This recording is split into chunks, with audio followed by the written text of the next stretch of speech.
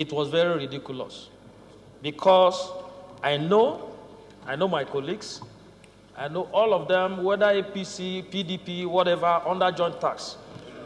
It is not what we are thinking about, Mr. Speaker. And it's very unfortunate that people will want to sponsor that kind of stupid information. Today, we're under siege. Nigeria is under siege. Yesterday, the presidential guide, we are attacked. Just a few weeks back, Kuje prison was invaded. Yesterday, the Minister of Education asked our children to go back home. We don't even know where we are, whether today or even before we leave, here may be invaded. That should be our concern. The issue of whether thank God Musa said it, whoever that is dreaming about it, it remains a dream. It's dead on arrival. And I don't want us to think about it. It's not possible. Let us focus on how we can help the government to secure this country. That is what is important. Where our children have been sent back to school, people are accused of sending their children abroad.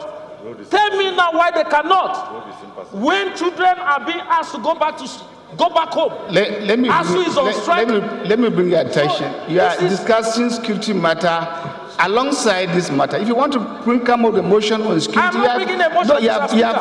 this is what the subject matter. First, by our own rules, we are not supposed to debate any matter brought under privilege, except allow that little comments. And so I want to beg of you. What I'm trying to say is what I'm trying to say by himself.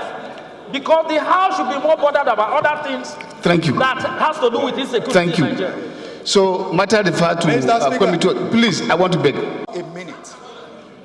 My name is Honorable Rotimi Agusoye, representing Kushope Federal Constituency of Lagos. Mr. Speaker, dear colleagues, the truth must be told that we are one in this assembly and nobody can divide us.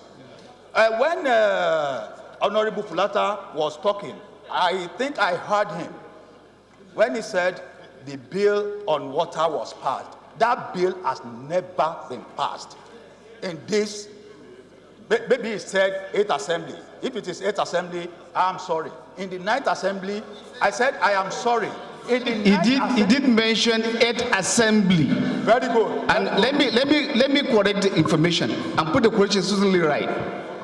As it was passed, at that time I was the deputy leader of the House. We'll give you the voice of proceedings. It's there. It was passed. Please, let us not exacerbate things for nothing. That's all right. Time the bill was moved by the Speaker himself because it was an executive bill. I seconded. The voice of proceedings are there. It is not for us. But whatever that's happened in the 8th assembly this is a different assembly. It's not our business. God bless you. Thank you. God bless you, Mr. Speaker. The proposed nationwide ban on commercial motorcycles.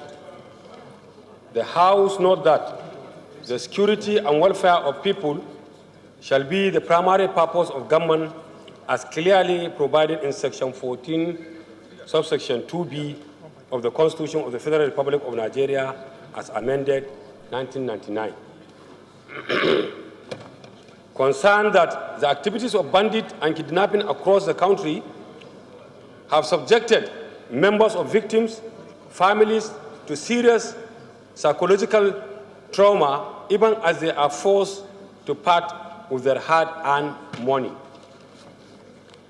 Aware that the proposed ban of motorcycles across the country is aimed at cutting the supply of logistics to the terrorists in the country, as disclosed by the Minister of Justice, Abubakar Malami San, on 21st July 2022, while addressing journalists.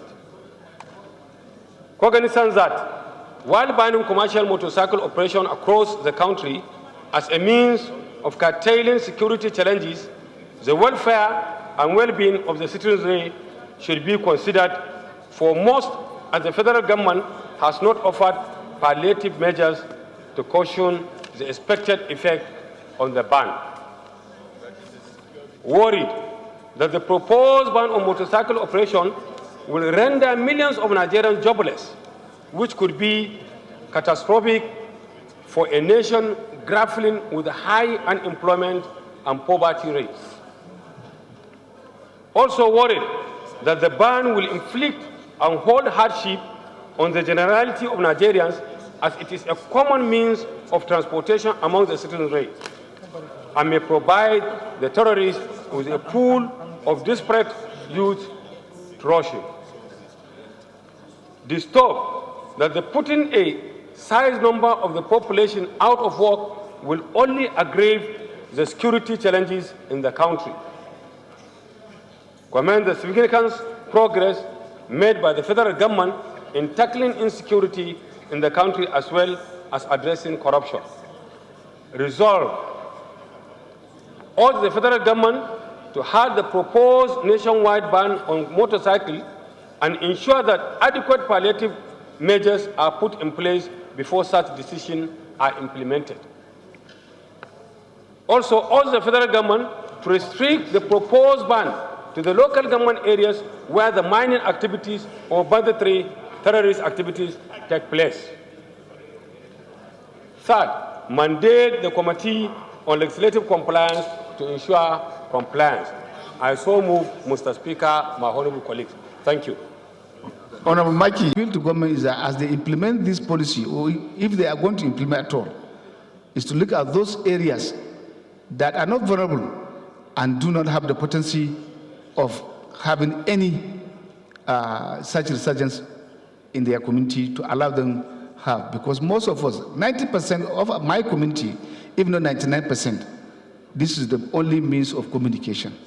So we appreciate his motion, the sensibility, but in line with our principle to help in curbing the incessant insecurity in our country, we have to cooperate with government. You cannot imagine what is happening today in Abuja. I'll be frank with you. I went through DSS report. 44 reports were given before the attack of Kuje. I want to say so. I want to confirm to you, 44. I read through all the reports. And it all has to do with this. There is no community that one attack or the other that will happen that you will not have an intel. And this is part of the intel that they have given as to why what is going to happen or might be happening. And so we have to cooperate with government. Thank you very much. I want to beg my colleague that will step down the motion for... Thank you, Mr. Speaker.